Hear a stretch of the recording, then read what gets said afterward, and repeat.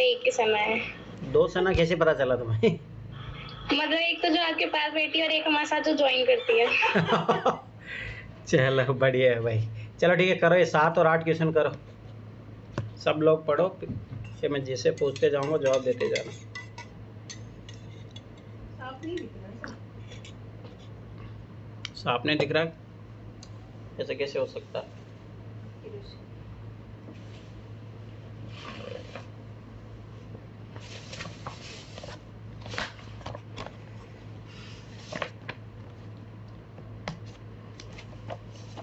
कौन सा ईयर है सर ये? 2018। ठीक है, एक मिनट में निकालती हूँ। रानू जवाब दीजिए, तुम टेस्ट वेस्ट क्यों नहीं देती हो? सर टेस्ट दी हूँ, बस भेज नहीं पाई हूँ, अभी क्लास के बाद भेज देती हूँ।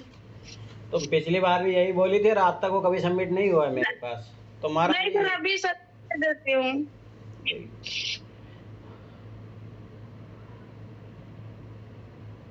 ना तुम्हारा वाली एक बार जीएस का भेजा था तुमने ना, तो ऐसे नहीं, एक बार शायद सीसीएट का भेजा था, उसके अलावा कभी तुमने भेजा नहीं है मेरे को। हाउ कैन आइडेंटिफाई कि तुम्हारा क्या चल रहा है, पढ़ाई वढ़ाई चल रही है नहीं चल रही है?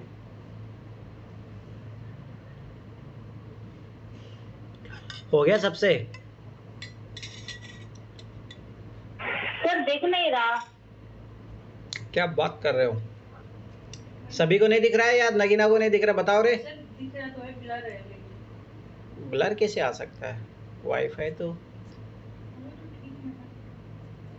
एक बार मुझे लाओ, इधर दिखाओ मोबाइल। एक बार पूछो, कभी मुझे धुंधला दिख रहा है। अरे तुम्हें क्यों दिखेगा धुंधला? तुम वाईफाई से कनेक्ट करो ना। एक मिनट, दोबारा जुड़ेगी।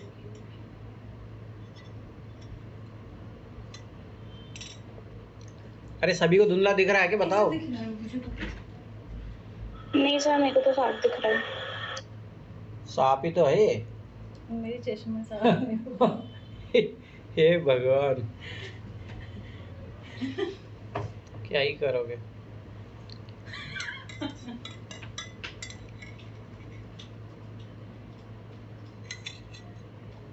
छोटी बताएगी आंसर। छोटी बताओ 7 और 8 का आंसर क्या क्या है? छोटी।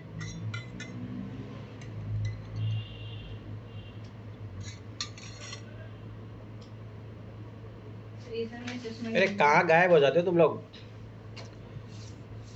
अनु बताइए, अनु क्या होगा आंसर? Yes sir. बताइए।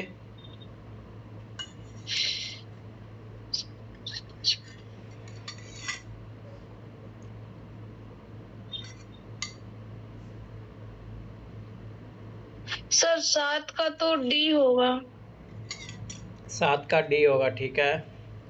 और 8 का? यस सर, अभी तो नहीं पढ़ी थी।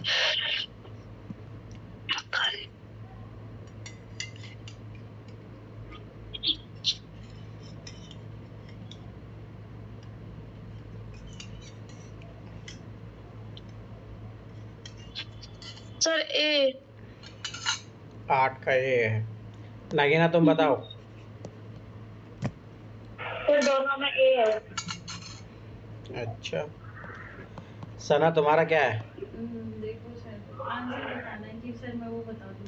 अरे आंसर बता तुम तो पहले। सर 7 का भी ये है और 8 का भी ये है। शिवानी। एक सेकेंड सर।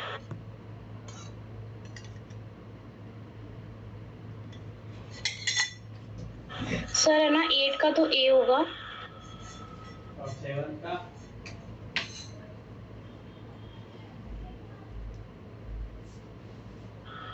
वैसे 7 का भी ए होना चाहिए। होना चाहिए क्यों? क्योंकि ना इसमें मतलब बी में तो ग्रेटली आ रहा है और सी में स्ट्रिक्टली आ रहा है कि स्ट्रिक्ट मेजर्स लो, तो ये भी मतलब।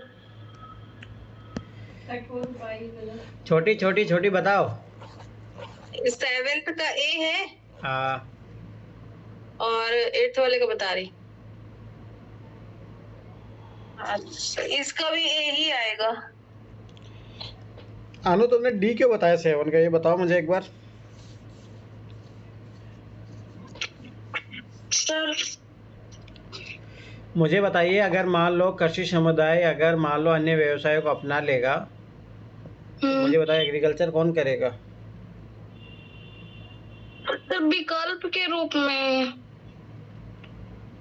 जैसे अरे ना भाई कि देखो कृषि समझो, क्षेत्र एक चीज़ हमेशा याद रखो भाई, जैसे एग्रीकल्चर सिस्टम में प्रॉब्लम है तो भाई उसको दूर करो ना आप, ये चीज़ समझो ना आप।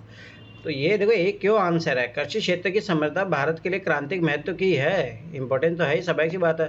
49% जैसे इसमें दिया भी है, 42% जनसंख्या से जुड़ी है, रोजगार का साधन है उनके लिए, तो इम्पोर्टेंट ये है ना। सर यहाँ पे एक और चीज ध्यान देने वाली बात है, जैसे आपको स्टेटमेंट को देखना है, फोकस करना है कि इस स्टेटमेंट कौन सा स्टेटमेंट सही हो सकता है। तो दो सिमिलर बात करेंगे, जैसे कृषि की बात करेंगे, अगर कृषि से रिलेटेड है तो दो कृषि से अलग बात करेंगे। तो यहाँ पे देखो बढ़ती जनसंख्या और यहाँ अन्य व्यवसायों की, क्योंकि दोनों को रिलेट नहीं हो रहा है। और दो ऑप्शन में बोल रहा है कि या तो क्रांतिक महत्व की होगी कृषि क्षेत्र, और दूसरा कह रहा है कि कृषि पर निर्भर है प्रमुख रूप से, या प्रमुख रूप की वजह से ये कर जाएगा। ठीक है, तो ये चीज़ याद रखिए। देखो दूसरी बात, कभी एक चीज़ याद रखना, थोड़ा इंग्लिश में भी ज़रूर देखा करो, इंग्लिश से भी कुछ चीज़ें क्लियर हो जाती है। देखो यहाँ पे देखो ग्रेटली, ग्रेटली वर्ड अपन जानते हैं हमेशा गलत करते हैं, ठीक है। या देखो स्ट्रिक मेजर, तो इंग्लिश में भी साथ के साथ पढ़ा करो, ये चीज़ याद रखना, कैंसिल हो जाता है। चलो ठीक है, ये क्या संध्या, संध्या बताइए 8 नंबर का क्या आंसर होगा, 8 नंबर का संध्या। Yes sir. खाद्य के विकल्प अधिक आते हैं, पाचन बीमारियों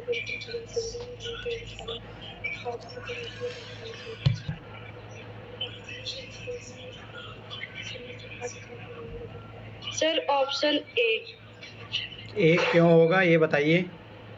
सर मुझे ऑप्शन डी है, वो कह रहा है खाद्य उत्पादन के वैश्वीकरण में कटौती, तो ऐसे किसी चीज में कटौती नहीं ला सकते, ये मुझे लग रहा है एक्स्ट्रा बोल रहा है। और जो सी वाला है वो उसमें केवल मतलब एक चीज पे फोकस कर रहा है। जो दूसरा है उसमें कह रहा है खाद्य जात बीमारियों का उद्गम, मतलब एक ही चीज को ये इंडिकेट कर रहा है, सिर्फ खाद्य प्रसंस्करण तो नहीं हो सकता। इस वजह से जो ऑप्शन ए है उसमें कह रहा है खाद्य के विकल्प मतलब विकल्प अधिक है, इस वजह से जोखिम भी अधिक आ रहा है, क्योंकि लोग चूज नहीं कर पा रहे हैं ऑप्शन को। चलो ठीक है, थोड़ा ये चीज़ हमेशा ध्यान रखना, जब भी पैसेज करोगे। मैं फिर 12 बता रहा हूँ भाई, इनको साथ में लेके बैठ के सोल्व किया करो। संध्या तुमने कल टेस्ट क्यों नहीं दिया? सर मैं कल एडमिट थी तो उसके साथ में थे, इसलिए टेस्ट नहीं दे पाए। तो अभी कैसी है उसकी तबीयत? सर अब ठीक है। चलो ठीक है, तो अपन परसेंटेज वाले और रेशियो वाले सवाल कर रहे हैं ना, ठीक है। तो ये 5 नंबर क्वेश्चन कीजिए।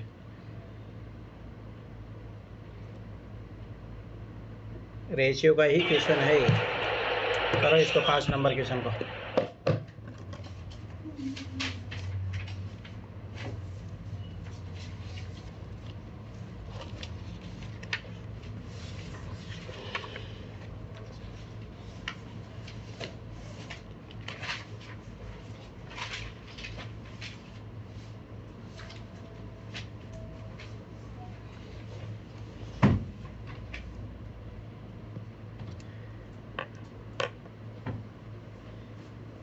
ऐसे तो समय बराबर दूरी बटा चाल वाले में भी आ जाएगा ये क्वेश्चन, पर ठीक है रेशियो से भी बनेगा, इसमें दोनों चीज़ है।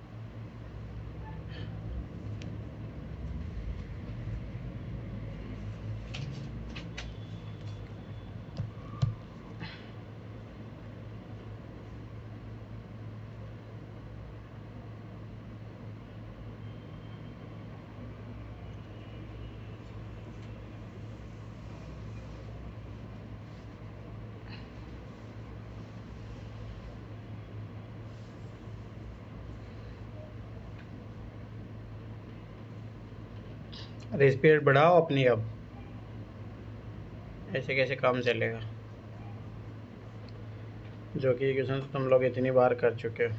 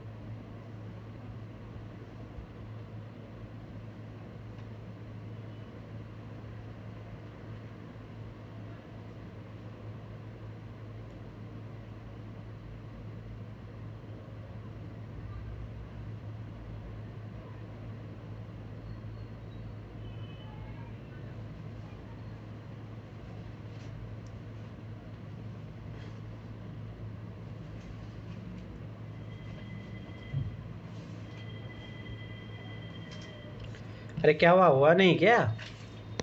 तुम लोग कर क्या रहे हो?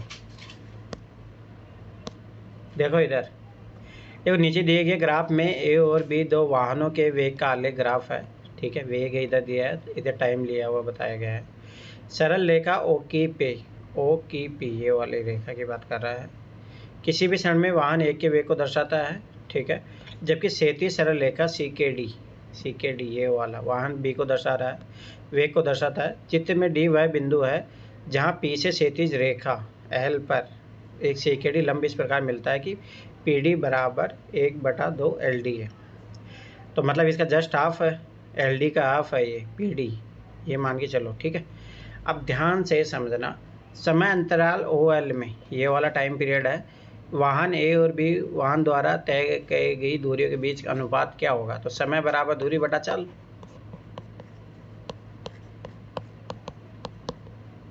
ध्यान से समझना ये चीज़। ठीक है, अब देखो अपने को क्या बोला कि दूरियों के बीच क्या अनुपात होगा, तो इसका मतलब समय इंटू चाल।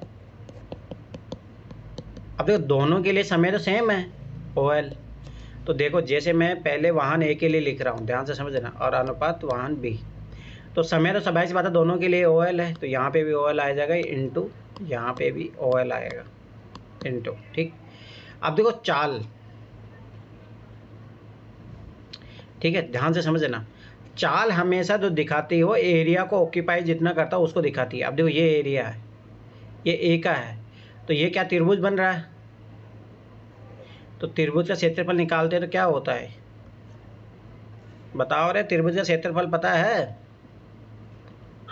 Area half into base into height. हाँ, 1/2 आधार इंटू ऊंचाई, तो 1/2 आधार क्या है? आधार ये है ओ एल इंटू ऊंचाई ये पी एल। ठीक है, ठीक है, अब ये देखो इसके लिए ये क्या बन रहा है, ये आयत बन रहा है। आयत का क्षेत्रफल क्या होता है? आयत का क्षेत्रफल बताओ रे। आयत मतलब रेक्टेंगल। हाँ बताइए। L into B. लंबाई इंटू चौड़ाई। अरे कहाँ गए तुम लोग, ये अनो अनु बोल क्यों नहीं रहे? पता नहीं है कि बेसिक चीज़ भी। लंबाई इंटू चौड़ाई, देखो लंबाई ये है ओ एल, ठीक है, चौड़ाई ये वाला D L into D L. अब देखो ये ओ एल कट जाएगा, ये वाला ओ एल भी कट जाएगा, ये सब कट जाएंगे, बचेंगे यहाँ पे पी एल। देखो पी एल बटा 2 इधर डी एल। ठीक है, अब देखो यहाँ पे दिया है अपने को, मतलब एल डी मान लो ये। ठीक है, तो एल डी को अगर मुझे पी डी में चेंज करना है, सॉरी पी डी है ना, पी डी नहीं मतलब ये तो पी एल है ना, तो मैं इसको चाहो तो आप इसको चेंज कर लो या उसको चेंज कर लो। जो एल डी है इसका जस्ट उसका दुगना है, तो स्वाभाविक सी बात है मैं एल डी बराबर 2 पी डी कर सकता हूँ, मतलब 2 पी एल कर रुको 1 मिनट रुको। अब ये देखो इसको, ये पी एल है, पी एल को मैं ऐसे लिख सकता हूँ, ध्यान समझना देखना, पी एल है, ये पी एल यहाँ से लेके यहाँ तक है, तो मैं 2 टुकड़ों में लिख लूँ इसको, P D plus D L upon 2, और ये वाला क्या है इधर एल डी है। ध्यान से समझना, पी डी की जगह मैं 1/2 एल डी रख सकता हूँ, तो ये रख दो यहाँ पे 1/2 एल डी प्लस ये एल डी, ये नीचे का 2 है, ये एल डी है। अब इनको एल डी को जोड़ लो, 2 एलसीएम लोगे तो ये नीचे का कितना आ जाएगा, 2 नीचे वाला 4 इधर आ जाएगा, ये एल डी आ जाएगा, ये प्लस 2 एल डी आ जाएगा। ठीक है, ये एल डी, ये 2 एल डी और 1 एल डी कितना हो जाएगा 3 एल डी अपॉन 4, और ये 1 एल डी, तो 1 एल डी से एल डी कैंसिल आउट, अनुपात इसको क्रॉस मल्टीप्लाई करोगे 3:4। आंसर आया नहीं आया? किसी से हुआ था ये सोल्व? क्यों नहीं हुआ भाई? होना चाहिए था, इजी क्वेश्चन है। ठीक है, तो याद रखना क्वेश्चन आ सकता है। चलो आगे बढ़ो। रेशियो और परसेंटेज के कर रहे हैं ना अपन। चलो ये करो 11, 12, 13 करो।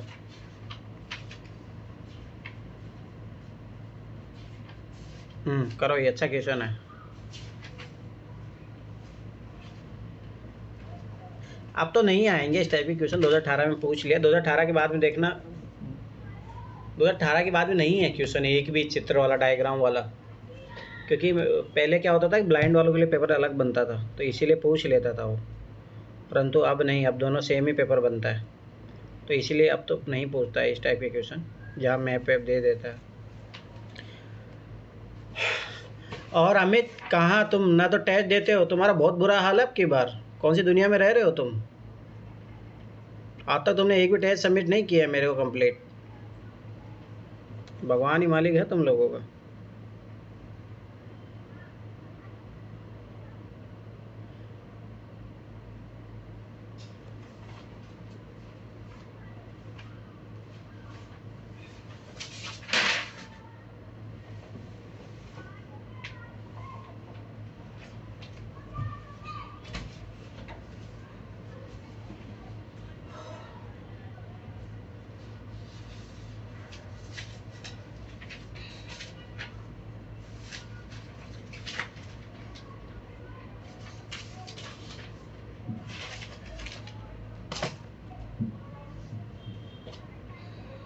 कीजिए सब लोग, ये क्वेश्चन कीजिए, इजी क्वेश्चन है, रेशियो वेशियो क्वेश्चन है।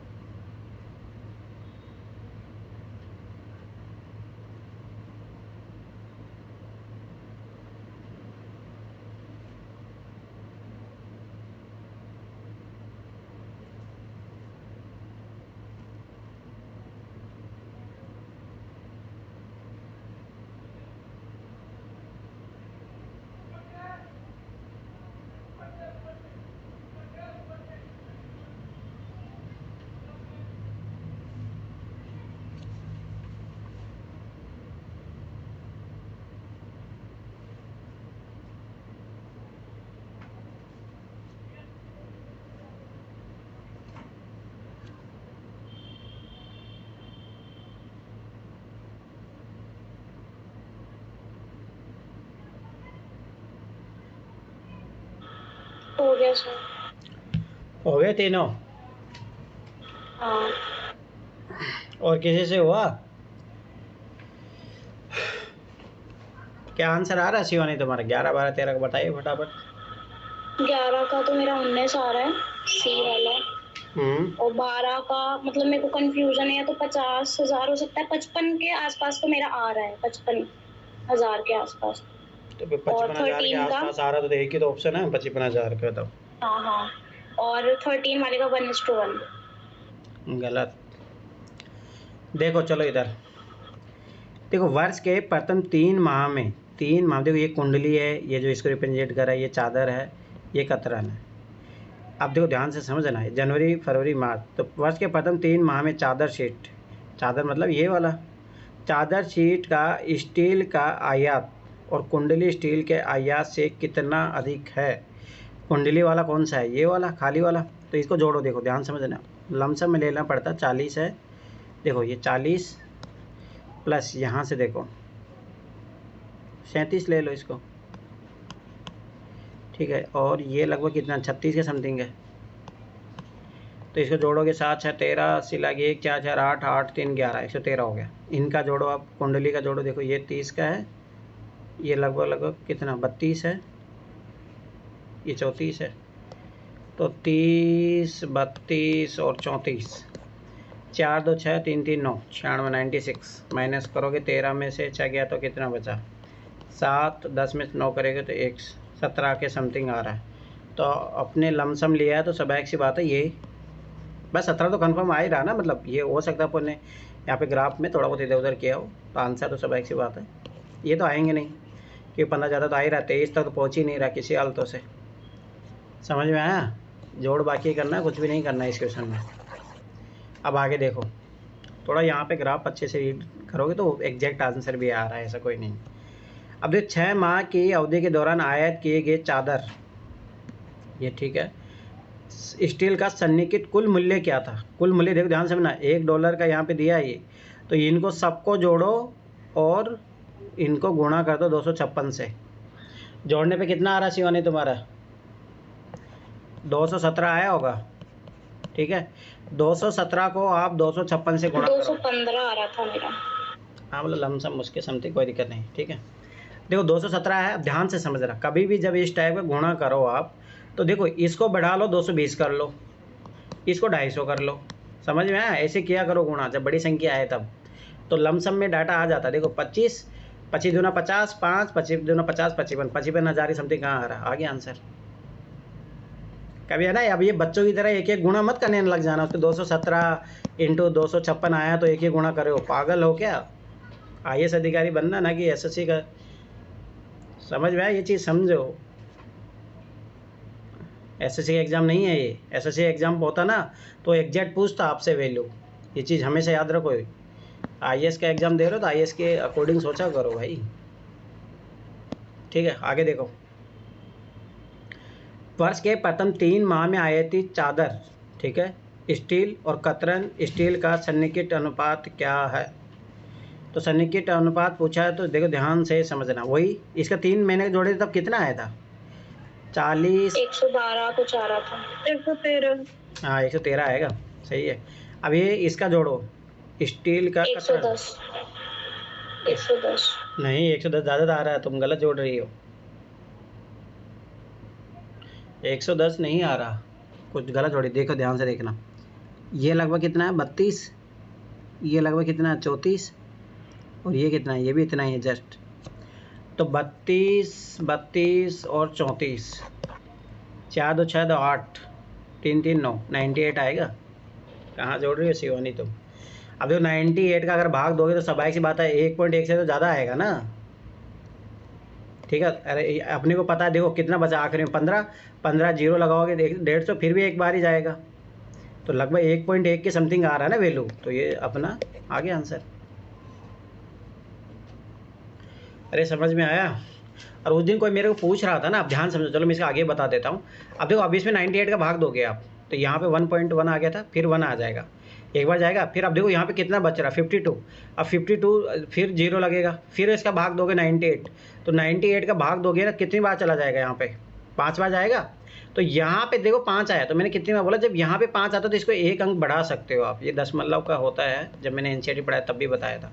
तो 1.2, इसलिए 1.2 आंसर आएगा। ये छोटी छोटी चीज़ें याद रखना, मैं गलत कर बैठोगे फिर। चलो आगे बढ़ो।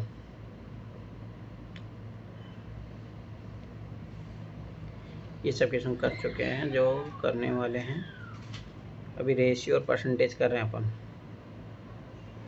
ठीक है आगे बढ़ो। ये क्वेश्चन करो।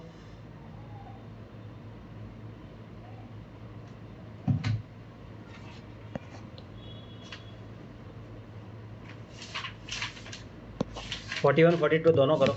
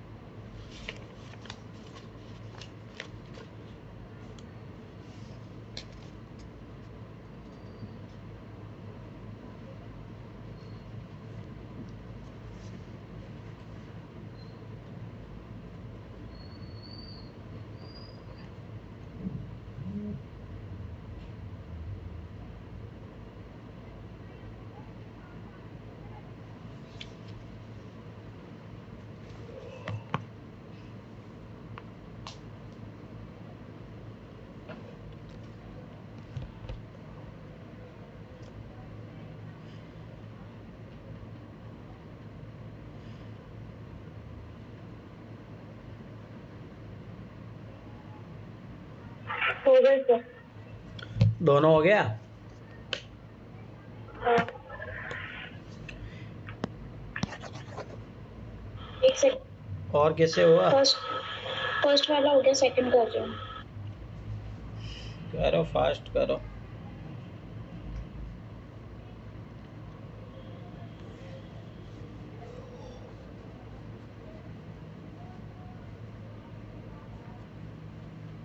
बन गया सर। चलो ठीक है, अच्छी बात है।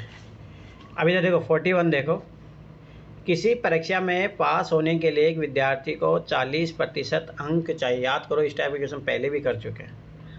तो भाई टोटल का 40% चाहिए ना, टोटल एक्स मान लिया। ठीक है, अब आगे देखते हैं। मान लीजिए कि उसे 30 अंक मिलते हैं तथा वह 30 अंकों से अनुत्तीर्ण हो जाता है। इसका मतलब पास होने के लिए कितने चाहिए? 60 नंबर। और वो कितने परसेंटेज के बराबर है? 40% के बराबर। तो परीक्षा में अधिकतम अंक कितने, मतलब एक्स का वैल्यू निकालना, खत्म, बात हो गया। इसमें कुछ करना है, 1 0 एक गया, उधर उधर जाओगे तो ये 600 हो गया। 600 में 4 का भाग दे लो, 1 कितना बचा, 2 4 5 20, 150 आंसर। क्या हुआ? और किसी से हुआ ये? सना तुम्हारा क्या आया था? सर मेरे से ही आया। कहाँ सोते रहते हो फिर तो? किसी से गलत हुआ ये? नहीं सर। संध्या तुम्हारा? यस सर, हो गया था लेकिन मैंने गलत तरीके से किया था। अरे नहीं भाई, ये तरीका जो मैं बता रहा हूँ वही अपनाओ, तो फिर गलत करोगे एग्जाम में। उल्टे सुलटे मेथड मत सीखो। देखो इधर अगला, हॉकी खेलने के लिए 19 लड़के आए हैं। ठीक है, ध्यान से समझ रहे। उनमें से 11 की हॉकी की कमीज़ पहने हुए हैं। ठीक है, 19 में से तो 11 जो है हॉकी की कमीज़ पहने हैं। ठीक है, और 14 हॉकी की पैंट पहने हैं इन्हीं में से। ठीक है, अब स्वाभाविक सी बात है, कुछ लोग तो ऐसे होंगे ना जिनके पास दोनों है। 14 जो है पैंट पहने हैं। ठीक है, एक भी लड़का ऐसा नहीं है जिसने कमीज या पैंट नहीं पहनी, मतलब कुछ कई सब ने मतलब कुछ ना कुछ तो पहना है। पूरी वर्दी पहनने वाले लड़कों की संख्या क्या होगी? अब देखो ध्यान से समझना, बहुत अच्छा क्वेश्चन है ये भाई। टोटल बच्चे तो देखो 19 ही है। अभी देखो ये टोटल कितने हो रहे हैं यहाँ पे, तो इन दोनों को जोड़ो, 14 और 11 ये 25 हो गए। अब भाई 25 तो टोटल विद्यार्थी तो 19 है, तो 19 घटा दो, तो स्वाभाविक सी बात है कौन दो बार कौन जुड़ गया? 6 विद्यार्थी, आंसर 6। मैं इसको आगे है ना जब यूनियन वाला करेंगे तब उस तरीके से भी करवाऊंगा, पर अभी इस तरीके से समझो इसको। समझ में आया? अरे भाई टोटल विद्यार्थी तो 19 ही है ना, पर ये बोला 14 ये पहना है 11 ये पहना है, इसका मतलब कुछ खिलाड़ी जो रिपीट हो रहे हैं, जो रिपीट आएंगे तो घटा देने से आ जाएंगे ना आराम से। ठीक है, याद रखना है चीज़। चलो आगे देखो,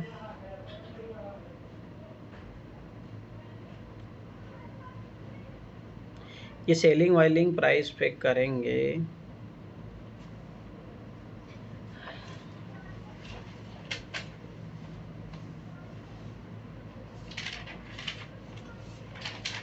अभी रुक जाओ, परसेंटेज सेलिंग वेलिंग प्राइस कॉस्ट प्राइस वाला मैं नहीं करवाया ना चैप्टर, अपन अभी ओनली परसेंटेज की है ना।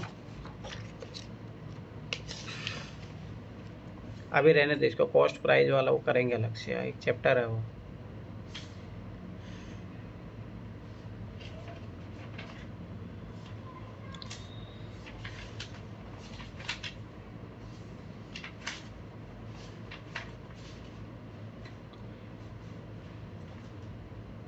चलो ये करो, 61 करो, 61 63, चलो पहले 61 करो, फिर 63 64 एक साथ करना। नहीं तो रुको 1 मिनट, अभी दिख रहा है क्लियर?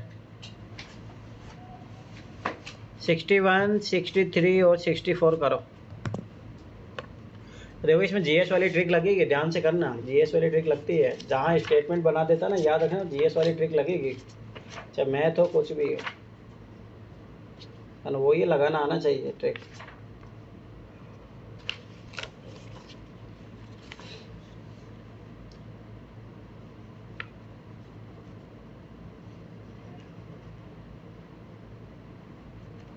सिक्सटी 63 64 करो। देखो ग्राफ वाले क्वेश्चन अब नहीं आएंगे,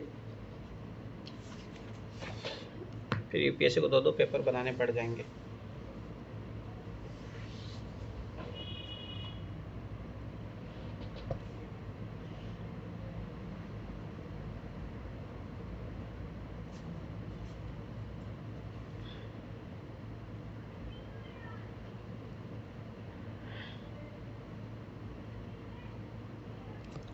करो।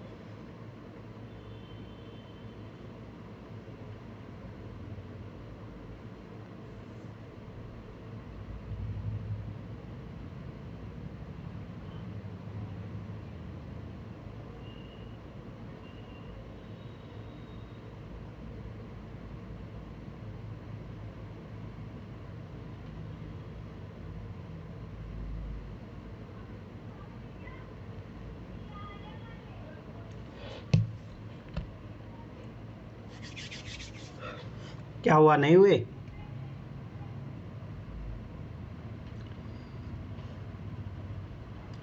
चलो देखो, इतना टाइम इसलिए लगता है। ध्यान से देखना क्वेश्चन, पहले तो बोल रहा है कि कौन सा सही नहीं है, ध्यान से समझना ये चीज़, पहले तो यही चीज़ देखा करो। अभी देखो कार्य का प्रतिशत बता रहा है कि भाई 1 अप्रैल में, ध्यान से समझना, वास्तविक प्रगति अपेक्षित प्रगति, पहले ये तो वर्ड समझो कि सोचा गया था कि ये लोग ऐसा ऐसा काम करेंगे। जैसे मैं तुम लोगों को सोचता हूँ कि तुम लोग टेस्ट दोगे पर नहीं देते हो तो वो होता है वास्तविक प्रगति जो आप कर रहे हो, ठीक है। अपेक्षित सर पहले 2 हो गए, लास्ट वाला नहीं। चलो ठीक, कोई नहीं। देखो इधर, अब ध्यान से समझना, ये है जो जो सोचा था, ये है जो एक्चुअल में हुआ है। अब पहला स्टेटमेंट पढ़ते हैं अपन। 1 जून को, स्वाभाविक सी बात है, यहाँ की बात है 1 जून की, तो 1 जून को यहाँ पे देखो, 1 जून को ग्राफ पढ़ो, यहाँ पे इतना सोचा था और इतना काम हुआ। सोचा था कि 50% काम हो जाएगा, परंतु हुआ है 25% से भी कम। तो 1 जून को कार्य की वास्तविक प्रगति अपेक्षित प्रगति से कम थी। हाँ एकदम सही बात है, ये 50% सोचे थे, हुआ कितना, 25% से कम हुआ, एकदम सही स्टेटमेंट है। पर याद रखना, अपने को गलत स्टेटमेंट पूछा तो अपन उसी तरीके से करेंगे। अब आगे देखो, कार्य की वास्तविक प्रगति की दर अगस्त महीने में सर्वाधिक थी। देखते हैं, अगस्त महीने में पढ़ते हैं अपन। अगस्त महीने में देखो, ध्यान से समझना, यहाँ पे ये है अगस्त महीना। यहाँ पे अगर कंपैरिजन करोगे अप्रैल, मई, जून, जुलाई, इनमें तो सबसे ज़्यादा है, ठीक है। सितंबर के बारे में जब अपने को बोला ही नहीं है तो अपन सितंबर के बारे में दिया ही नहीं है, सितंबर में कहाँ पहुँचा उसको पता ही नहीं अपने को। तो ये एकदम सही बात है कि जो दिया है उन आंकड़ों में सबसे ज़्यादा 1 अगस्त को है, एकदम सही बात है, याद रखो। अब जैसे कुछ बोलेगा कि सर 1 सितंबर क्यों नहीं आंसर, भाई 1 सितंबर के बारे में आपको डाटा नहीं दिया है, ये यहीं तक दिया है अपने को। नहीं सर, उसका काम 1 सितंबर से पहले ही खत्म हो गया, देखो। हाँ वो बात भी सही है, हाँ कार्य प्रति 100%, मतलब वही है कि सितंबर के बारे में जब इन्फॉर्मेशन ही नहीं है तो आप क्या करोगे, ठीक है। तो वही बात है। हाँ आगे देखो, कार्य वास्तव में अपेक्षित समय से पहले समाप्त हो गया। हाँ ये देखो, सोचा था 1 सितंबर को कंप्लीट होगा, देखो ध्यान समझना, अपेक्षित कार्य पर हो गया पहले ही। मतलब हो सकता है कि अमित इतने दिनों से टेस्ट नहीं दे रहा हो, पर अमित अचानक से रात दिन जग के फटाफट काम कंप्लीट कर ले, हो सकता है भाई, उसमें क्या दिक्कत है, ठीक है। तो ये है, सही है। तो समझ बात है, आंसर ये गलत है। अब ये गलत क्यों है वो देखो, 1 अप्रैल से यहाँ से लेके 1 सितंबर की अवधि में किसी भी समय, देखो ये है, मैं बता रहा हूँ जीएस वाली ट्रिक लगेगी, किसी भी समय वास्तविक प्रगति अपेक्षित प्रगति से अधिक नहीं थी। क्या बात कर रहे हो, ये वाला देखो, ये ग्राफ, ये वाला ग्राफ है ना ज़्यादा, ख़त्म बात। अब मैंने कितनी बार बोला है, जीएस की ट्रिक याद रखना, ये गलत है, गलत स्टेटमेंट तो पूछ रहा था, आंसर ऐसे भी डायरेक्ट भी कर सकते थे आप। किसी ने लगाया ये ट्रिक? हाँ सर। चलो ठीक है, आगे देखो, यहाँ पे देखो जन्म और मृत्यु दर दिया है प्रति 1000 में, 1970 में कितना हुआ, 80 में, 90 में, 2000 में, 2010 में, ठीक है। ध्यान से समझना है चीज़। आलेख को देखकर निष्कर्ष निकाला जा सकता है कि 1990 से 2010 तक, मतलब यहाँ से लेके यहाँ तक की बात कर रहा। पहली बात तो ये चीज़ समझ रहा। अब देखो ध्यान से देखो, क्या जनसंख्या की वृद्धि दर बढ़ी है? अब देखो जनसंख्या वृद्धि दर कब बढ़ती है, यहाँ पे ज्योग्राफी का क्वेश्चन है, ना कि सीसेट का क्वेश्चन नहीं है, बस आपको ऑब्जर्व करना है। देखो ध्यान से समझना, जनसंख्या वृद्धि कब होती है? देखो जब डेथ रेट, मृत्यु दर बहुत कम हो जाए, ठीक है, बर्थ रेट बहुत ज़्यादा हो, तब जनसंख्या वृद्धि होती है। मतलब सिंपल सी बात है कि बर्थ रेट ज़्यादा है, डेथ रेट कम है, बहुत कम, तब जनसंख्या वृद्धि होती है। अब यहाँ ध्यान से देखना कि 1990 से यहाँ देखो मृत्यु दर कम होती जा रही है, ठीक है, और जन्म दर भी कम होती जा रही है। अगर ये बढ़ती तब अपन बोल देते हैं कि वृद्धि दर बढ़ रही है, ठीक है। दूसरा बात होती है इनके गैप की बात, कि इनके बीच में कितना गैप बना हुआ है, ठीक है। अब जैसे अगर आप उन्हें निकाले थोड़ा बहुत एक आइडिया निकाल के, तो लगभग यहाँ समझो कि लगभग 8 का अंतर, समथिंग 8 का अंतर है। फिर अगला देखो 2000 में, देखो यहाँ पे अंतर कितना हो गया, अंतर ज़्यादा हो रहा है, तो इसका मतलब पॉपुलेशन बढ़ रही है, यहाँ पे भी बढ़ रही है, ठीक है। और 2010 में देखो यहाँ पे गैप डिफरेंस उल्टा लगभग कम सा हो रहा है, ना कि ये थोड़ा ज़्यादा है। पर ये देखो इसके कंपेरिजन तो अपन यहाँ पे कुछ भी कंफर्म नहीं कह सकते कि वृद्धि दर बढ़ी है। देखो बढ़ती कब है, जब इन दोनों के बीच में गैप बढ़ता ही चला जाता ना, तो याद रखना कि जन्म दर, जो जनसंख्या की वृद्धि दर, वो बढ़ जाती। पर यहाँ थर्ड वाले को देख के लग रहा है कि अपने को, कि स्वाभाविक सी बात है, इसके कंपेरिजन में थोड़ा कम है। अगर आप ऐसे देखोगे ना, अगर आप एग्जैक्ट, आपको पता लगेगा, ये चीज़ याद रखना। इनके वैल्यू से आप फाइंड आउट करोगे। अब देखो ये यहीं पता लग रहा है, ये यहीं से पता लग रहा है कि ये कम हुआ है, तो कम हुआ तो स्वाभाविक सी बात है, आप ये एग्जैक्ट नहीं बोल सकते। क्या वृद्धि दर घटी है? क्या भाई घटती तो यहाँ देखो, यहाँ से बढ़ी है, ध्यान से ना, यहाँ घटी है, तो ये भी बात सही नहीं है। जनसंख्या की वृद्धि दर स्थिर रही है, अरे नहीं, स्थिर रहती तो बस एक कांस्टेंट ग्राफ रहता, तो ऐसा भी नहीं है। तो आंसर डी।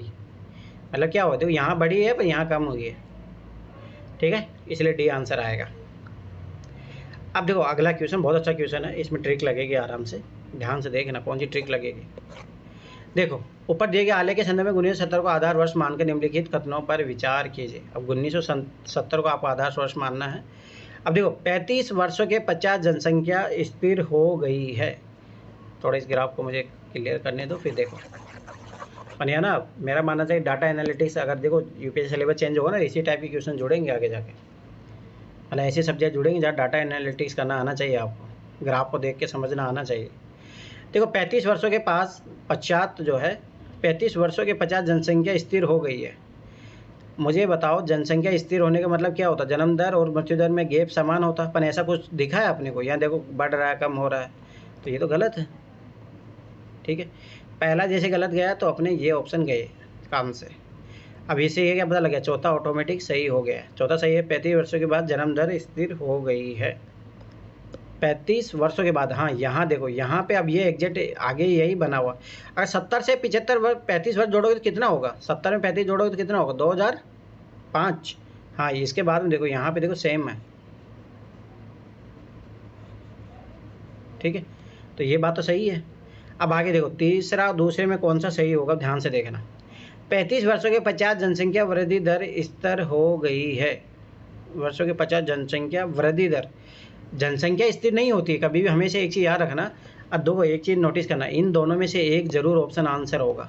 याद आया वो जीएस वाला ट्रिक? भाई ये कॉन्ट्राडिक्शन कर रहे हैं, कॉन्ट्राडिक्शन कर रहे हैं, तो इन दोनों में से एक तो जरूर सही होगा।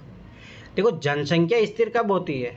ये यहाँ पे तो भाई परसेंटेज चेंज दिखा रहा है ना, ये परसेंटेज चेंज दिखाएगा तो उससे ये कभी नहीं बता। जैसे मान लो 5% बढ़ी है तो डिपेंड करता है टोटल पॉपुलेशन कितनी होगी। पर याद रखना कि जनसंख्या की वृद्धि दर, देखो जनसंख्या स्थिर नहीं बता सकते, परंतु जनसंख्या वृद्धि दर तो बता ही सकते हैं ना, 5% की सेम ग्रोथ चल रही है, तो ये बता सकते हैं कि वृद्धि दर कितनी होगी। तो मतलब दूसरी बात ये देखो, यहाँ ट्रिक लगाओ, इन दोनों में से एक जरूर सही होगा, तो मतलब दो। पहले 10 वर्षों में मृत्यु दर में 10% की गिरावट हुई है, पहले 10 वर्षों में, यहाँ से 1970 से 80। क्या बोल रहा है कि 10 वर्ष में मृत्यु दर की 10% की गिरावट हुई है। कहाँ हुई भाई? ये देखो ये 25 था, यहाँ पे कितने पे पहुँचा? 20 पे, 5% की गिरावट है, गलत। तो याद रखना जीएस वाली ट्रिक लगती है। चलो ये सर्मिक वर्मिक वाला आगे आएगा, और ये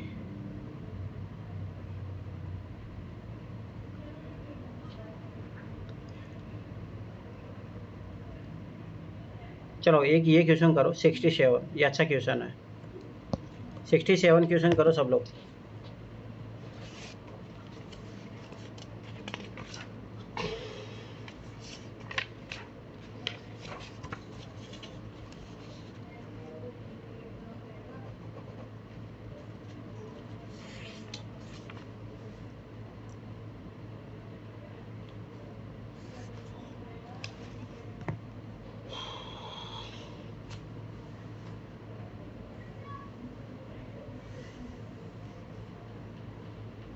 बहुत अच्छा क्वेश्चन है, ध्यान से समझ के पढ़ के करना इस क्वेश्चन को।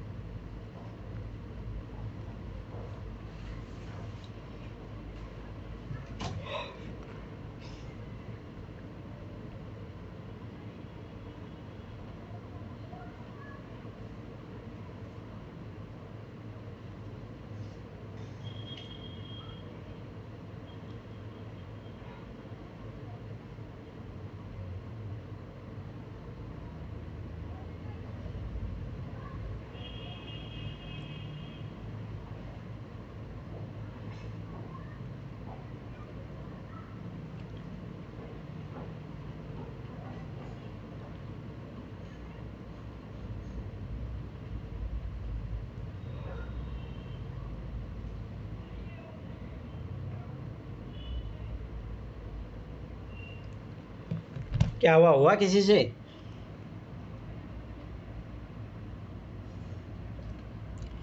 सर बन गया। कितना आंसर आ रहा है तुम्हारा? सर 2000। ठीक है, देखो इधर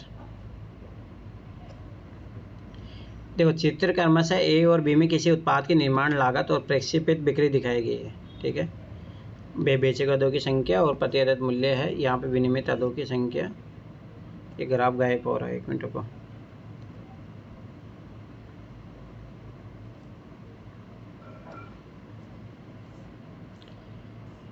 कम से कम कितने अदों का निर्माण किया जाना चाहिए ताकि हानि ना हो, मतलब ना प्रॉफिट हो ना लॉस हो, मतलब सभी बात जीरो वाली बाउंड्री के समथिंग चाहिए अपने को। ध्यान से देखना, बहुत अच्छा क्वेश्चन है ये।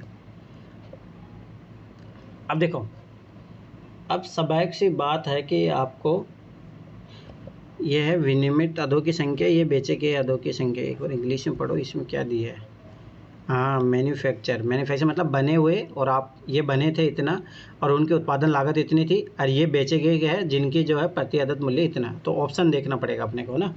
देखो ध्यान समझ, जैसे 2000 है, 2000 बनने में लगी कॉस्ट कितनी है, ध्यान समझना इधर। देखो 7 लाख है, तो स्वाभाविक सी बात है 7 लाख ही अगर अपने को मिल गया बेचने पे, तो स्वाभाविक सी बात है ना प्रॉफिट होगा ना लॉस तो नहीं होगा।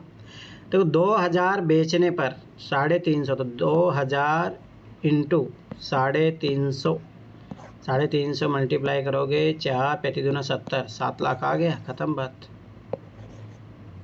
फिर भी आगे देख लो, आगे देखो, फिर आगे कितना दिया है, 2500 दिया है। ठीक है, 2500 एग्जैक्ट वैल्यू तो अपने कैसे भी यहाँ पे यहीं से, चलो ठीक है, फिर भी अगर एग्जैक्ट अगर यहाँ माने थोड़ा बहुत नहीं, ये लो देखो 3000 वाला लो। 3000 के लिए चाहिए 8 लाख, 3000 के लिए यहाँ पे देखो उल्टा लॉस हो रहा है। 3000 इंटू 300, तो ये कितना, 1 2 3 4 कितना, 3 2 5 5 9, तो ये कितना आ रहा है, 9 लाख आ रहा है। यहाँ पे 1 लाख का प्रॉफिट हो रहा है, 1 लाख का प्रॉफिट हो रहा है ना।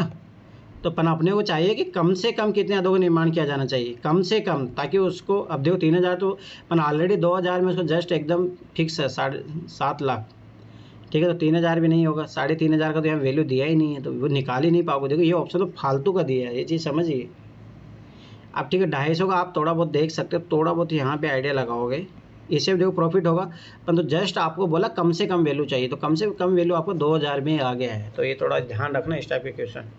अब देखो उसके पास ऑप्शन बनाने का मेथड था ही नहीं, तो वो ज़बरदस्ती दे रहा है 250, ये मतलब ही नहीं था, ये चेक ही नहीं कर सकते आप। पहली बात ग्राफ से आप दोनों ये चेक कर सकते हो, यहाँ पे 1 लाख का प्रॉफिट हो रहा है, जस्ट यहाँ पे नुकसान नहीं हो रहा, 7 लाख का प्रॉफिट, 7 लाख लागत थी, 7 लाख मिल गया आपको। तो वो बोला कम से कम वैल्यू, तो कम से कम वैल्यू 2,000। तो ये चीज़ें याद रखना।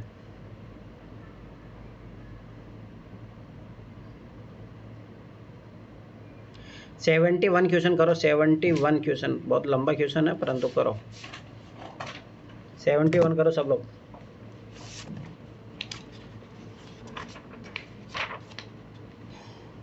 सर आज हमें पेपर नहीं दिख रहा क्लियर, तो समझ में ही नहीं आ रहा कि कैसे। तुम्हें नहीं दिख रहा है, किसी को नहीं दिख रहा, बताओ रे। हमें दिख रहा है। अनु तुम्हें दिख रहा है? क्लियर नहीं दिख रहा है सर, दिख रहा है सर। किस किस को नहीं दिख रहा? अरे बोलो किस किस को नहीं दिख रहा है। तो अगर मेरी साइड से दिख रहा है, थोड़ा क्लियर नहीं, पेपर ही ऐसा है, प्रिंट ऐसा है। हाँ वो गड़बड़ी हो सकती है। सर जूम कर दो ना उसको कि अच्छे से दिख जाएगा। अरे जूम कैसे, मेरे बड़ा क्वेश्चन है ना। पिक्सल फट रहा है उसका।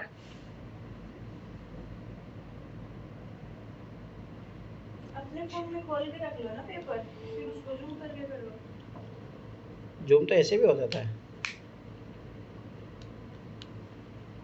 ये वाला भी हो जाएगा। चलो करो, ट्रिक लगेगी इसमें। एक ही क्वेश्चन है क्या सर इसमें? हाँ ये 71 है क्वेश्चन, पर बहुत बड़ा क्वेश्चन है।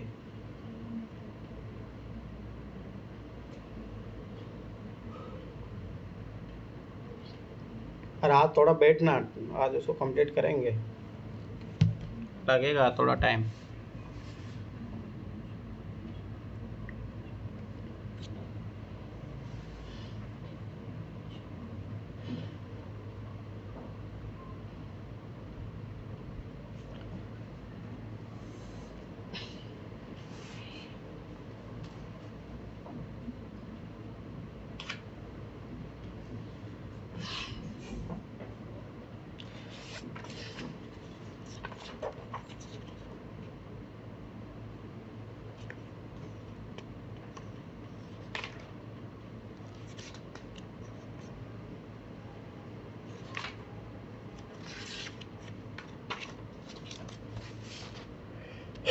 चलो तो मैं करवाता हूँ, तुम लोग रहने दो, ऐसे टाइम बहुत लग जाएगा, कोई मतलब नहीं। देखो इधर बी है क्या सर इसका? नहीं, देखो ध्यान से देखो इधर, ऐसे तो ना मैं फिर बताऊँ ट्रिक लगेगी, आप ऑप्शन पढ़ के भी कर सकते हो। देखो पपी तालों के संदर्भ निम्नलिखित में से कौन सा आदि संगत निष्कर्ष निकाले जा सकते हैं? क्या आएगा? सी। हाँ, और मैं कितनी बार बोला हूँ, इस टाइप का जो आंसर आता है वो तुलना में बहुत कम हो जाएगा, ये कट जाएगा। हाँ तो वही चीज़ है। देखो पिछले 2.5 दशकों में देश बी के निर्भरता अनुपात में कमी आई है, ठीक है। पिछले 2.5 दशकों में बी का देखो आप, बी यहाँ देखो, और यहाँ पे निर्भरता अनुपात याद करो, यूपीएससी क्वेश्चन पहले पूछा था। मतलब देखो निर्भरता अनुपात कहलाता है 60+, जो यहाँ पे 64+ दिया है, जैसे वृद्ध जो लोग हैं उनकी जनसंख्या, और जो 15 साल से छोटे लोग हैं उनकी जनसंख्या अगर बढ़ रही है तो निर्भरता अनुपात ज़्यादा होगा। अब देखते हैं अपन डॉट डॉट डॉट, ये देखो यहाँ पे, ठीक है, पिछले 2.5 दशकों में, 2.5 दशक मतलब स्वाभाविक सी बात है 25 साल की बात कर रहा है। पिछले 25 साल तो स्वाभाविक सी बात है, यहाँ 2050 से लो तो लगभग यहाँ से यहाँ के बीच में देखो, यहाँ से 2025 से लेके 2050 के बीच में। अब ये देखो इनकी जो है, ये तो स्वाभाविक सी बात है क्या हो रहा है, चलो बढ़ रहा है, थोड़ा बहुत ही बढ़ रहा है पर ज़्यादा नहीं बढ़ रहा है। उसके बाद में बच्चों की संख्या देखो, जो लेस देन 15 साल है, इनकी जनसंख्या देखो थोड़ा कम हो रही है। तो इसका मतलब तो स्वाभाविक सी बात है, पिछले 2.5 दशकों में अब देखो निर्भरता अनुपात ये इनकी संख्या बढ़ रही है। जो कमाती जो मतलब जो 15-64 याद रखना कार्यशील आयु कहलाती है, वर्किंग पॉपुलेशन कहलाती है। तो इनकी जनसंख्या बढ़ रही है, मतलब ज़्यादा लोग कमा रहे हैं, तो इसका मतलब स्वाभाविक सी बात है, ये बात सही है, रेशियो कम हो रहा है, ये तो एकदम सही बात है। पहला सही है, तीनों सही होंगे नहीं, याद रखना ये चीज़। अब देखो तीसरा चेक करते हैं, अगले 2 दशकों में देश ए की तुलना में देश बी में कुल जनसंख्या के सापेक्ष कार्यशील जनसंख्या, ए की तुलना में देश बी में कुल जनसंख्या अगले 2 दशकों में, अगले 2 दशकों के स्वाभाविक सी बात है, ध्यान से समझो इधर। यहाँ पे देखो इसमें गिरावट आ रही है, इसमें वृद्धि हो रही है, तो स्वाभाविक बात आगे जाके भी बढ़ेगी। ठीक है, तो इसका वर्किंग एज जो पॉपुलेशन देखोगे तो ये बात सही है कि बी की बढ़ रही है। अब ये देखो दूसरा क्यों गलत है, अगले 2.5 दशकों के अंत में देश ए का निर्भरता अनुपात देश बी के निर्भरता अनुपात की तुलना में बहुत कम हो जाएगा। ये देखो एक्सट्रीम स्टेटमेंट, इसी से आंसर आ जाता है। मैं बता रहा हूँ, जब भी याद रखा, और ये जीएस वाली ट्रिक लगती है जब इस टाइप के स्टेटमेंट बना के क्वेश्चन देगा वो। अब देखो ये क्वेश्चन देखो फटाफट, मैं करवाता हूँ, छोड़ो मेरा बहुत टाइम लग जाएगा। अब देखो इनमें सब में ट्रिक लगेगी, ध्यान से देखना। कौन सा वाला क्वेश्चन है सर? 73 देखो यहाँ पे कुछ दिया है, बैंक दर दिया है, याद करो रिजर्व बैंक जो करता है, इकोनॉमी का क्वेश्चन है ये। कौन सा एक केंद्रीय बैंक इस कार्रवाई को सबसे संभव कारण है। अब देखो ध्यान से समझना, रेपो दर को क्या कर रहा है वो, देखो यहाँ से बढ़ाया है रेपो दर को, फिर थोड़ा स्थिर रखा, फिर बढ़ाया, फिर बढ़ाया, फिर बढ़ाया, और रिवर्स रेपो दर को भी बढ़ा रहा है वो। तो याद करो यूपीएससी आरबीआई कब करता है ये चीज़, जब क्या होता है मार्केट में बहुत जब ज़्यादा इन्फ्लेशन होता है मार्केट में, लिक्विडिटी बहुत ज़्यादा होगी। लिक्विडिटी मतलब समझ में आता है, डिमांड बहुत ज़्यादा है। ठीक है, डिमांड बहुत ज़्यादा है, तो उससे क्या हो, मार्केट में इन्फ्लेशन होगा। तो सर ये एंटी इन्फ्लेशनरी स्टांस है ना। हाँ, लिक्विडिटी ज्यादा होगी तो इन्फ्लेशन होगा, अरे तरलता क्यों नहीं बढ़ेगी तो होगी? महंगाई बढ़ेगी। क्यों नहीं बढ़ेगी, सब लोगों के पास पैसे होंगे तो सब लोग दुकानदार के पास खरीदने जाएंगे, डिमांड बढ़ेगी, डिमांड बढ़ेगी तो स्वाभाविक सी बात ऑटोमेटिक ही होगी ना महंगाई। सर अब पता है गवर्नमेंट ने नई चीज चालू की है 5 अप्रैल से कि आप मतलब लिमिट लगा दिए खर्चे पे एटीएम वगैरह से। अरे वो ये नहीं वो लगा है, आप कैश विड्रॉल नहीं कर सकते। हाँ कैश विड्रॉ, तो सर कैश विड्रॉ अपने हाथ में जितना पैसा होगा अपन अगर तो फेंक उड़ाएंगे दूंगा, ना। उसका पर्पज ये नहीं है, उसका पर्पज है लोग भाई जो है ये मतलब ऑनलाइन बैंकिंग ज़्यादा यूज करे, उसका पर्पज ये नहीं है। ऑनलाइन बैंकिंग पे भी तो लगाइए 25,000 कुछ। कैश विड्रॉ नहीं कर सकते। मतलब ये है कि आप जैसे पहले 5 टाइम था कि अदर बैंक से आप 5 टाइम कर सकते हो, फिर उसके बाद में वो फाइन लगता था, अब 3 टाइम ही कर दिया है। अच्छा, उसका पर्पज ये होता है कि आप ऑनलाइन बैंकिंग ज़्यादा यूज करो, ताकि केस पे, क्योंकि देखो केस से क्या होता है कि ब्लैक मनी ज़्यादा जनरेट होती है। दूसरी बात, केस अगर जैसे लोगों के पास रहता है ना, तो उससे क्या होता है कि जैसे मान लो कि जो फर्जी करेंसी है उसका भी डर रहता है। दूसरी बात, गवर्नमेंट आइडेंटिफाई भी तो कर पाती है। अगर आप सोचो सारा चीज़ ऑनलाइन होगा तो स्वाभाविक सी बात है आपके पास क्या होगा कि आराम से इनकम टैक्स के दायरे में आप सरकार आपको पकड़ पाएगी। सर अब जो यूएस है वो टैरिफ लगा रहा है ना, तो अपना आरबीआई जो है वो गोल्ड में ज्यादा इन्वेस्टमेंट करेगा क्योंकि डी डॉलराइजेशन करना पड़ेगा, क्योंकि पूरा मार्केट हिल जाएगा नहीं तो गोल्ड की दरें बढ़ेंगी ना। नहीं, ऐसा कुछ ही नहीं है, कोई ज़रूरी नहीं है। जैसे गोल्ड वाला 1991 के बाद में उसको दर्जा कम दे दिया गया है। आजकल इकोनॉमी उस पे बेस चल ही नहीं रही है ना, उसके लिए अलग बहुत सारे मेजर है। जैसे मान लो कि चलो ठीक है डॉलर इधर उधर होगा, तो डॉलर इधर उधर होगा तो लोग क्या करेंगे, जैसे रशिया और इंडिया करेंसी स्वैप का सिस्टम अपनाई हुई है, तो ऐसे ऑप्शन आएंगे ना। अरे वो गोल्ड वाला टाइम गया, 1991 से पहले था वो सब गोल्ड वाला टाइम, जिसमें इंडिया गोल्ड को ही पहले, वो भारत ही नहीं हर देश वही करता और था। सर करंट ट्रेंड तो ये बता रहा है क्योंकि गोल्ड प्राइस इसलिए बढ़ रहा है अभी क्योंकि आरबीआई बहुत ज्यादा होल्ड कर रही है गोल्ड। पिछले साल से मतलब काफी होल्ड किया है, इस बार गोल्ड ज्यादा खरीदा है तभी तो, नहीं तो हाउस होल्ड तो हमेशा ही खरीदते हैं गोल्ड, हर साल शादियों का सीजन आता है। नहीं बोल इनकी सकते ना हो एक पर पॉलिसी मेरा होती मानना है है। कि ये तो अभी मेन है नहीं, 1991 के बाद में छोड़ दिया गया है गोल्ड वाला मेजर अपनाना। हाँ हो सकता है, कारण हो सकता है, उसमें क्या सर है। जब ये इनकी एक पॉलिसी होती है गोल्ड पे, हम्म, जब ये सोवरेन वो गोल्ड बॉन्ड निकालते हैं ना, हम्म, तब ये महंगा करके रखते हैं ताकि जनता जो है उसमें आए लुभाव में, और जब इनको निकालने होते हैं उनका वो चुकाना होता है तब ये सस्ता कर देते हैं कि कम देना पड़ता है। वो तो होता ही है। चलो ठीक है, ये देखो यहाँ पे सबाइश पता है स्फीति विरोधी कायम है, तरलता में वृद्धि लाना, अरे नहीं, उसमें repo rate reverse repo rate कम किया जाता है। विदेशी निवेश का कोई मतलब ही नहीं होता है रिवर्स रेपो रेट और रेपो रेट से, याद रखना। सार्वजनिक और निजी दोनों में बचत में वृद्धि लाना, नो, याद रखना, छोड़ो। ठीक है, तो आंसर डी होगा। अब देखो ये जीडीपी वीडीपी का दिया है, देखो सारी इकोनॉमी, अब मैं फिर बता रहा हूँ, अगर इस टाइप का पेपर बन जाए ना लोग पागल हो जाएंगे। ये वही प्योर जिनका मैथ पढ़ा है जिसने, वही कर पाएंगे ये क्वेश्चन, नहीं तो फिर मुश्किल हो जाएगी। Master economy. हाँ ये भाई सबाइश बताइए, अप्लाइड इकोनॉमी के क्वेश्चन है ये, अप्लाइड नहीं इकोनॉमी। नहीं, जिनके पास 11 12th में इकोनॉमी होगी ना वो भी कर लेंगे। हाँ तो वही तो बता रहा हूँ, अप्लाइड इकोनॉमी के क्वेश्चन है ना, नॉर्मल इकोनॉमी क्वेश्चन से लिए है। ठीक है, देखो तालिका में किसी विशेष वर्ष में देश के विभिन्न राज्यों की जीडीपी वृद्धि दर दूरसंचार सघनता आंकड़े में दिखाई गया। अब देखो ध्यान से, ट्रिक से हो जाएगा, इतना कुछ जरूरत है ही नहीं। मैं फिर बता रहा हूँ, अपनी ट्रिक सदाबहार है टेंशन नहीं लेना, इतना डाटा में फंसना नहीं। देखो ट्रिक, सर ये टेली डेंसिटी क्या होता है? अरे घनत्व तो होता कोई भी चीज़, जैसे जनसंख्या घनत्व तो क्या होता है, कितने एरिया में कितनी जनसंख्या है, तो वो कितने एरिया में कितना जो है टेलीकॉम का वो मतलब वो मिला है उनको, टेली डेंसिटी वही होती है, दूरसंचार सघनता, मतलब कितने वो है नेटवर्क कितना स्थापित किया है, वही होता है। जैसे जनसंख्या घनत्व कितना डेंसिटी हाँ, है वो- उसका संचार अरे का। कितना मतलब मान लो कि नेट वो कितने वो कनेक्शन है उस आधार पे, जैसे मान लो जनसंख्या घनत्व तो कैसे निकाल देता, टोटल एरिया बाई कितनी पॉपुलेशन है उस एरिया में, वही चीज़ होती है। छोड़ो, देखो डायरेक्ट ट्रिक से हो जाए, कोई ज़रूरत नहीं है। उच्चतर प्रति व्यक्ति आय सामान्यतः बड़ा हमेशा सही होता है, बढ़ो देखो कैसी ट्रिक लगेगी। उच्चतर जीडीपी वृद्धि दर सदा वर्ड काटो, तो वैसे भी कट गया था। ठीक है, आगे देखो, उच्चतर जीडीपी वृद्धि दर उच्चतर दूरसंचार सघनता को आवश्यक रूप से सुनिश्चित नहीं करती। हाँ एकदम सही बात है, ये कोई जरूरी नहीं है जहाँ जीडीपी ज़्यादा हो वहाँ पे दूरसंचार सघनता ज़्यादा होगी। देखो यहाँ पे आपने मिल जाएगा, यहाँ कम था फिर भी देखो यहाँ ज़्यादा है यहाँ कम है, तो एकदम सही बात है। 1 और 3। ठीक है, चलो आगे बढ़ो, एक आध क्वेश्चन और है शायद, हाँ इसी का ये देखो, इसलिए बता रहा हूँ ना, देखो ट्रिक अपना लगाना सीख गए ना, नहीं तो ये एग्जाम में ना 10 मिनट में ये क्वेश्चन ही नहीं होगा तुम लोगों से सोल्व, याद रखना, ट्रिक नहीं सीखोगे तो। टी होगा, हाँ इसका टी होगा। हाँ, और क्या। देखो आजकल आजकल पहले से ही उच्च निष्पादन करने वाले किसी राज्य की संपन्नता दूरसंचार अवसंरचना में वृहत निवेश को जारी रखे बिना कायम ही नहीं रखी जा सकती। याद करो इस टाइप का स्टेटमेंट।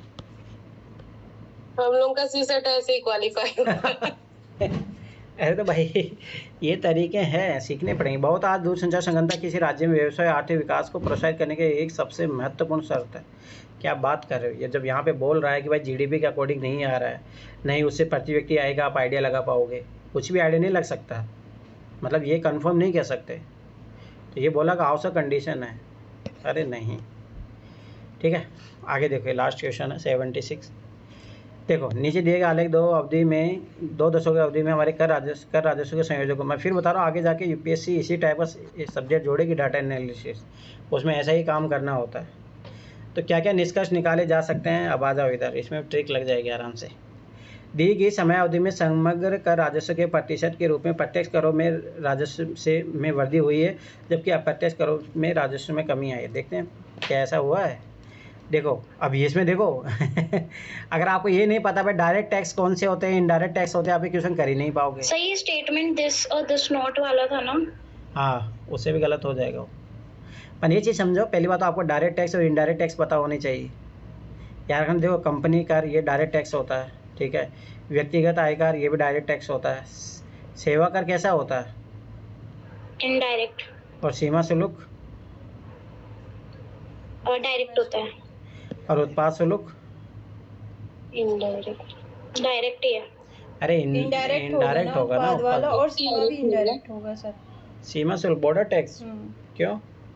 तो सर बॉर्डर टैक्स तो कोई भी दे सकता है ना, ये ज़रूरी थोड़ी नहीं कि एक ही वही पर्सन देगा। जैसे कि इनकम टैक्स सिर्फ वही दे सकता है जिसकी इनकम आती है। नहीं फिर तो दोनों इनडायरेक्ट होंगे, वो तो किसी उस पे लग रहे हैं ना, किसी प्रोडक्ट पे लग रहे हैं, तो दोनों इनडायरेक्ट हुए, फिर सीमा भी और उत्पाद वाला अब देखो भी। एक चीज़ समझना है यहाँ पे, जैसे कंपनी कर ये वाला देखो, ये बड़ा, चलो ठीक है ये बढ़ रहा है, यहाँ देखो ये कम हो रहा है, ये कौन सा है, ये उत्पाद शुल्क देखो कम हो रहा है। तो आप कुछ भी कंफर्म नहीं बता सकते। कर राजस्व में वृद्धि हुई जबकि अप्रत्यक्ष करों राजस्व में कमी हुई है।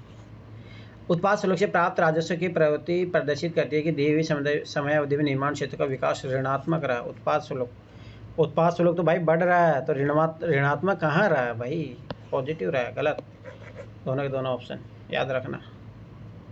ये कर चुके हैं अपन 77। चलो हो गया, ठीक है। अभी कितना टाइम हो गया, आज बैठेंगे अभी, देखो ठीक 9 बजे मिलना मुझे, ठीक 9 बजे करेंगे आज उसको कंप्लीट करना। चलो ठीक है, बाय बाय।